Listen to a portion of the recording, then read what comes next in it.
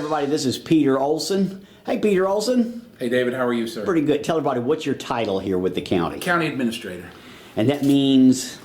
Chief Administrative Officer, kind of number 2 under the Commissioner to execute his policies and, take care of running the county. How is the state of the county? Generally, things are going really well. We've got a lot of economic development activity going on. We've got a lot of projects going on funded by the SPLOST, so projects we're excited about. Like what? What are you excited about? Like the Hamilton Crossing Park expansion. We acquired 44 acres and we're working on a master plan. We hope to have an open house probably here in the next month or so out there at the park and show people what we're looking at with soccer fields and a water feature, amphitheater, access off 41. We've got about 1,000 feet of frontage on Highway 41 now, so that'll become kind of the main entrance of the park, and a lot of improvements on the existing park side as well.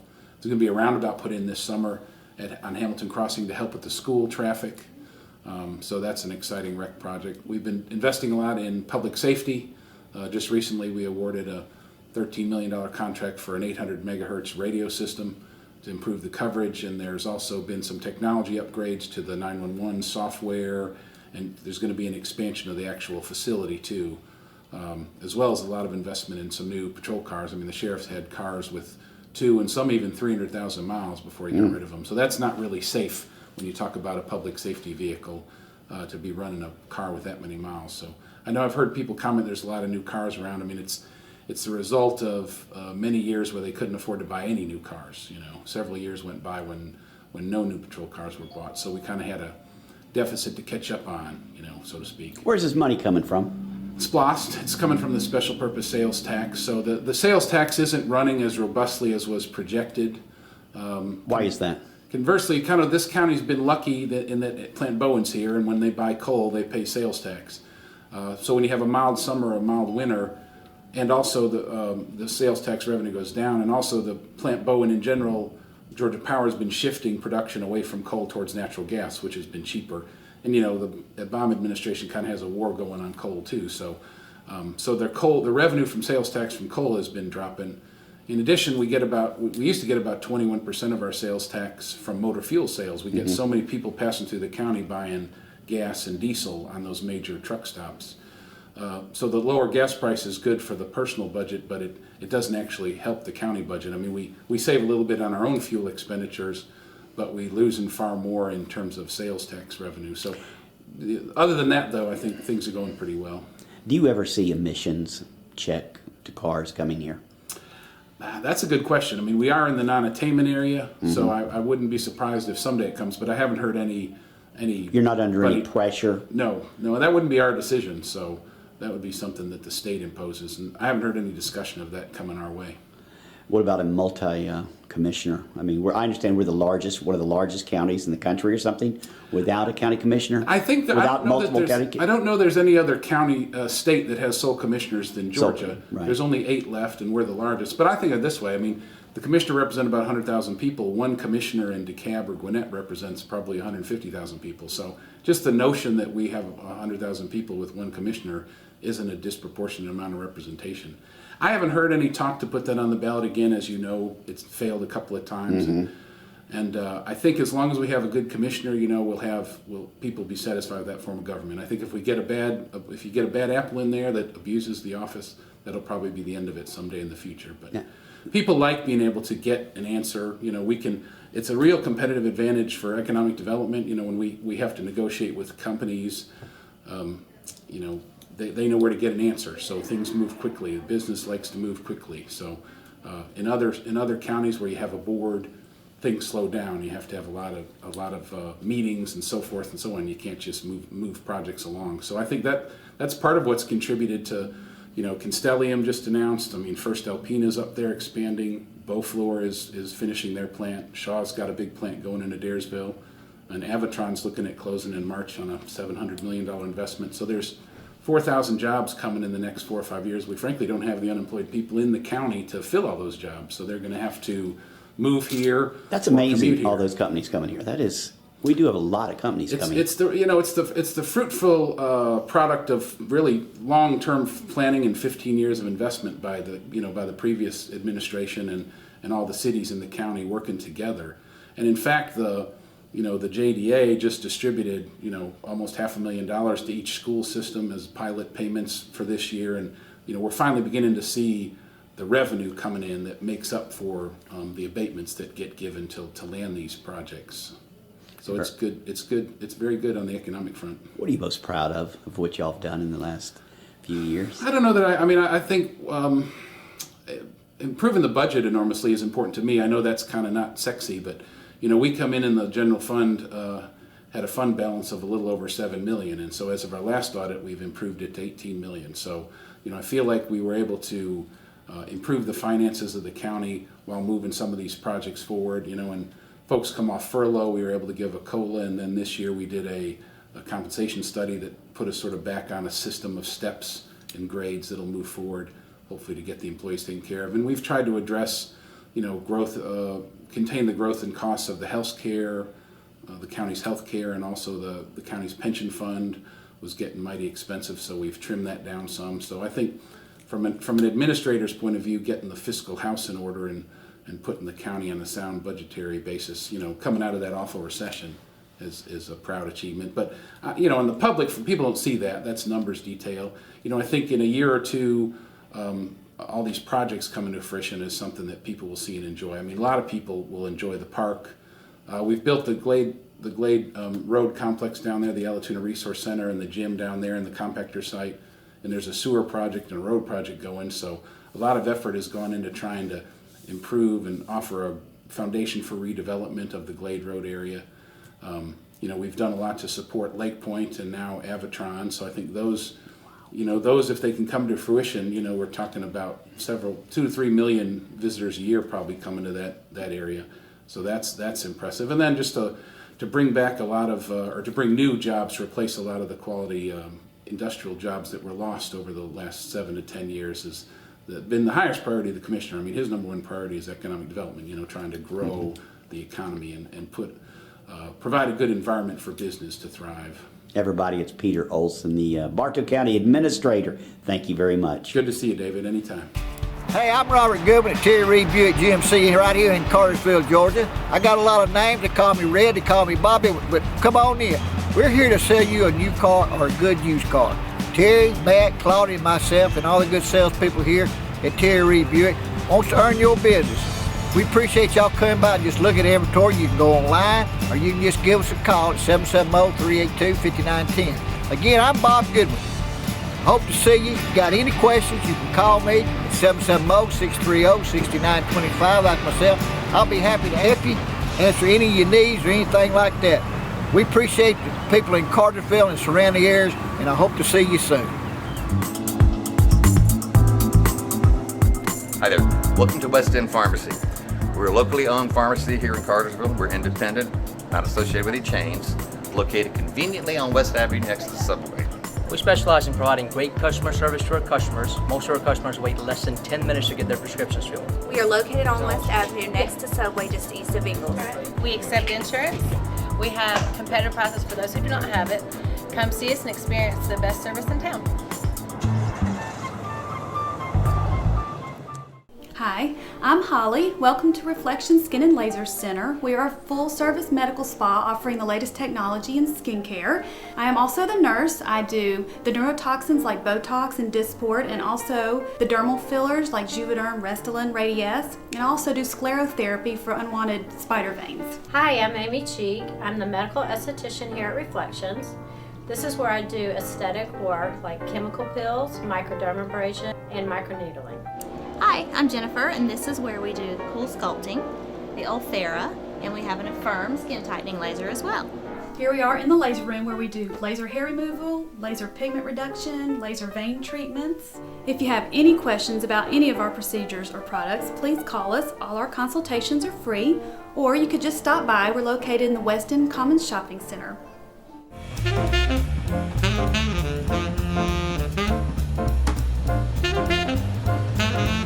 Welcome to Treasure Chest. This is our new location at 927 North Tennessee Street. Hey, we've got the same values that we had at the other location, but we just got a lot more of them. Come on by and see us. We're Treasure Chest at 927 North Tennessee Street. Like us on Facebook. Our phone number is 770-382-4652. Come on by and see us. You never know what you'll find. You'll be surprised. The Bartow Hispanic Center, and you guys are? Joel Romero. And Annabelle Rodriguez. Are y'all married, or what's the? Yes, we are married. How long you been married? 4 years. 4 years. 4 years. Mm-hmm. Is it working out? Y'all happy? It is working out. We are a blended family. Y'all are happy and everything. That's good. Yes. All right, Bartow Hispanic Center. What is it? Bartow Hispanic Center is it's an organization that we are trying to bring the Hispanic community together and being able to bring resources to them, educate them, empower them to lead, become leaders. We are currently working under a fiscal sponsor, the Fund for Philanthropy, and we are working on being a nonprofit. Yes, and it's not only for Hispanics, it's also for the community in general. We want to be here to support the community and how to outreach to the Hispanics. How can we better serve them? How can we better provide resources for them? How large a Hispanic population is there here in Bartow? I would say about 20%. Any idea what portion of those are, let's say, legal and not legal? Got their No idea, but definitely there are a little bit of both. a little bit of both. Mm-hmm. Okay. You say you want to bring them together. Are they not together now, or? We are together now, but it's kind of difficult with laws being how they are. Your citizenship, not being a non-citizen here, there's limits to how much you can be able to go out there and try to get a job at least, I think as far as bringing the community together, I think there's a large communication gap because of the language. People not being able to communicate better, with this people who speak Spanish, and the Spanish-speaking people not being able to communicate with the English-speaking people. So do they kind of segregate themselves? I think that is why, and I think because of the language, they're not feeling so much the connection. Are they able to work? They are able to work. Mm-hmm. So they're able to work for, let's say, a small business or something like Yes, that. definitely. Or something. Yeah. And okay, so they cannot. Can they sit around and collect all kind of benefits from the government? Are there benefits to be had? No, they cannot. Unless if you're a U.S. citizen, you cannot collect any benefits.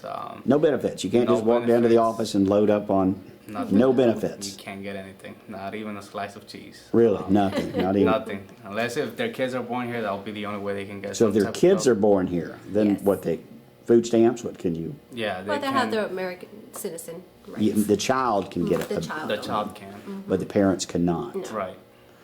Okay, I hear this that people want to go out and have 5 kids so they can just sit back and have the good life. That is, are you seeing any of that? I've seen some, but not enough to say that is the majority. Okay. What does the Hispanic population, let's say the illegals, what do they want? I think they want to work. I think they do want to be successful, but they are doing it in a more of a work-minded mentality. So they're here to work? Is that why they're here? Mainly. They're here because they want to benefit the fact that they are in the United States, the land of opportunity. Back in our countries, there's not a lot of opportunity. There's a lot of poverty, and you're very limited. So for that reason, a lot of them tend to come to this country, try to better themselves, try to be able to provide a better life for their kids, for their families, and Education, I guess. They emphasize on education. So they're not here to freeload. Not at all. It's in the news lately. Some of the candidates are out there and saying, if I'm elected, I'm going to deport everybody. If you're an illegal, any fear going on in the community? There's definitely thought into that. Yes. Just because it's a lot of work to come into this country. It's not as easy as just crossing a wall or going over a wall and Right. getting through. It's a mission. I mean, it costs a lot of money, first of all, to get through. You gotta find different people to help you travel. You gotta pay them, and then even coming through the border, I mean, there's a lot of people that are getting raped. There's a lot of violence going on, people getting killed just to steal whatever little money they're carrying on them. It's very dangerous. You say it costs a lot of money for somebody to cross the border and come over here. And where are they getting the money? They're getting money from other family members, mostly other family members that live here in the United States that are putting money aside. Fathers, for example, they'll probably put money aside from their paycheck and let that money grow, and when it's a good amount of money, they'll send it, so they can try to bring their son, their daughter, their wives. For a better life. For a better life. To work.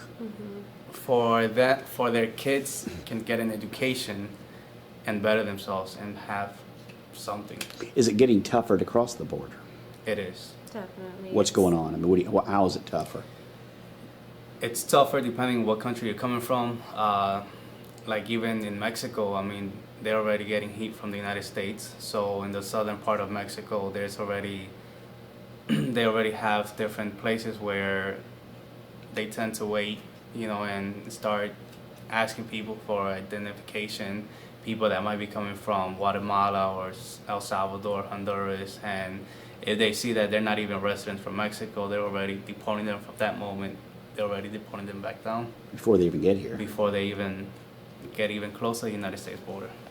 Really? I just know in working with families in the past, and legal families in the past, even before this whole politic talk, they live on a day-to-day basis and hoping and praying that they're not caught up in the situation where they're going to end up deported. So I think the fear has always been there before all of this talk, just because I know with the families I've worked with, they live on a daily fear.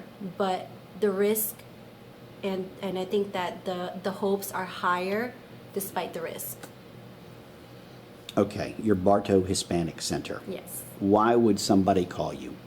Why would someone call us? I believe that people that want to better themselves, people that are looking for, resources within the community, who are new to the community, organizations who want to be able to outreach to the Hispanic community and how they can better communicate with them would reach out to us.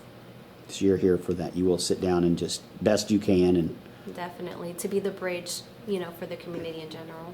You have a large foundation behind you, or what's behind you in this? Well, we have great board members behind us, okay, with different businesses and organizations that have been very supportive within the past year that we've started with this idea. We've had 2 fundraising events, and the community has been very supportive and open-minded. And we as well have participated in a lot of community events. When there's translators that are needed, we recruit volunteers, and we want to be present in the community. We participated in the Christmas parade because we wanted Cartersville to know we are here. We are here to support and support the community in general, not just Hispanics. All right, tell everybody again who you are. My name is Joel Romero. And I am Annabelle Rodriguez Romero. And the name of your? Bartow Hispanic Center. How do they reach you? They can reach us through email, info@bartowhispaniccenter.org. We have a website. It's bartowhispaniccenter.org. Nice to meet you guys. Nice to meet you too.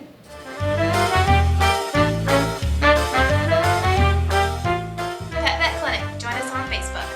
We have a state-of-the-art surgical suite and dental facilities. Pet Vet Clinic. Join us on Facebook. We offer in-house blood work where you can get results immediately. We also have digital x-rays. Come on down to Pet Vet Clinic. We're located at the corner of Burn Hickory and Mission Road. Our business hours are Monday through Friday, 8 to 5. We're here Saturdays from 8 to 12. Hope to see you soon. SOS Mattress. Best quality, best price, guaranteed. Where can you find a huge selection of high-end mattresses without paying high-end prices? SOS Mattress. Best quality, best price, guaranteed. Where can you save 50 to 80% off retail every day?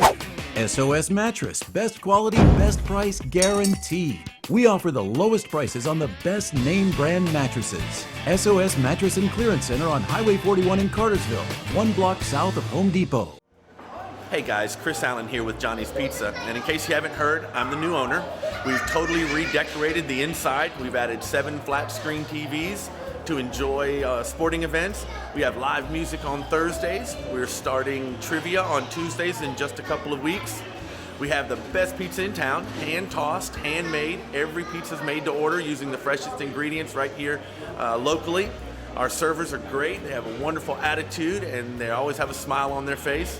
We have over 75 different beer selections, including 20 on tap. So come on down and join us. Check out the new environment. Check out some great pizza, and we'll see you here. Johnny's Pizza, 244 North Dixie Ave. Hey everybody, this is Nicole. Hey Nicole. Hey. We are standing in front of Ann's Place, breakfast and lunch. You have just taken over. This used to be the old Huddle House, right? Correct. And how long have you been at Ann's Place? Well, since we opened, about 3 or 4 months, but we've been open for a couple weeks.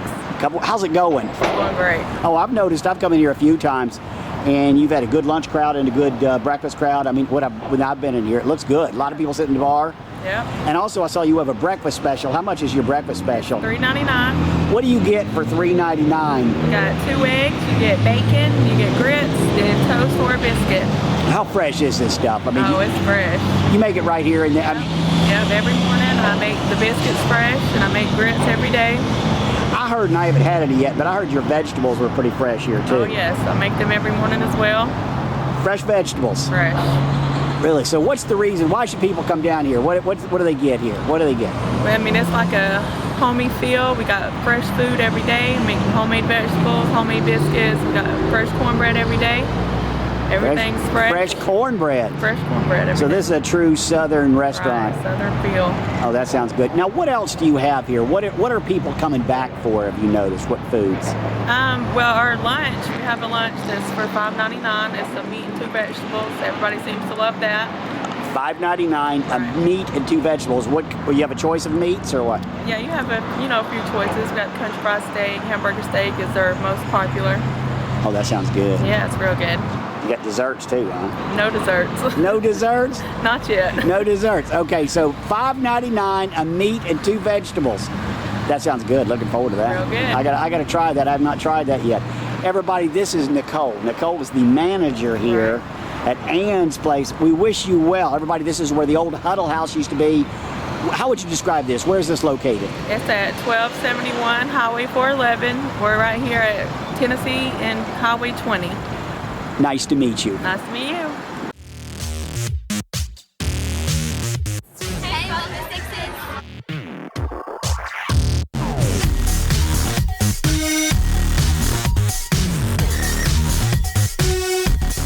Come out to Sixes on Friday and Saturday nights to see our live bands.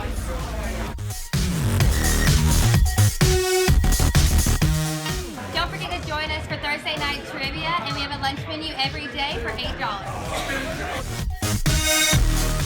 Hey guys, my name's Christopher Brown. Y'all come out to Sixes Tavern and check out our new billiard room. We're here Monday through Friday, open to close, and we're here Friday and Saturday night, open to close. We got 7 brand new tables. Y'all come out and check us out.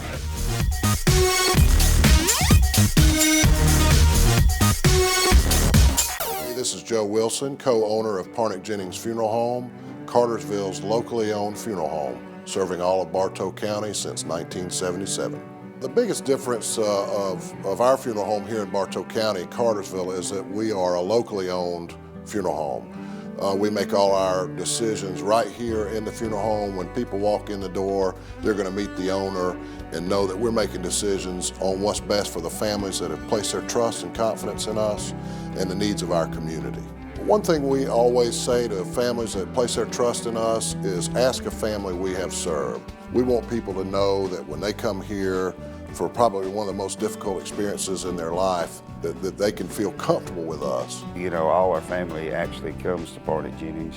You know, once we lose a loved one, we call on them because, you know, they really took care of us in the past. As far as controlling the funeral, the arrangements for the trafficking to the gravesite, everything went perfect and, you know, in order like it needed to be.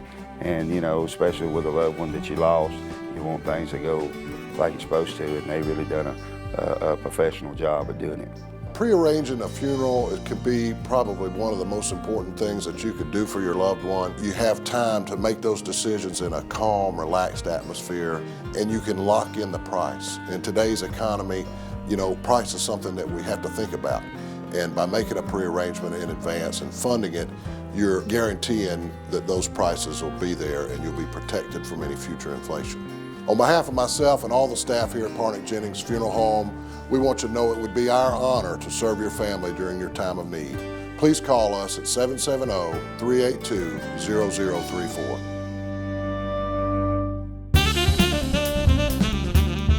Jennifer. We're at the Bartow County Library. Nice to meet you, Jennifer. It's nice to meet you too. And this is the Cartersville Branch. It is, yes. Is this the biggest branch? Is this the biggest? This is our main branch. The main branch. Now, what do you teach? Teach various computer classes, everything from computer basics all the way through some of the newer software. We're doing a new Windows 10 class that's coming out this quarter. And we also do our Microsoft Office programs, Word, Excel, and PowerPoint. Where do you, what kind of students do you see? All kinds of students. I have beginners that have never touched a computer before, all the way up to people who are pretty savvy with the computer but may need to know a little bit more about some of the advanced features in Excel, for example. They want to just increase their skills for their current job positions. What's the ages of people you're seeing who've never been in front of a computer before? Usually, let's see, I want to say I've had some people maybe anywhere in the 40s and up. Who've not been in front of a computer. Who've not been in front of a computer. Understand that. Have avoided it to this point, and now it's time that everything's becoming more computerized. Is it exciting to them? It is. They're nervous, and they're not sure they're going to grasp material, but they do get it pretty easily.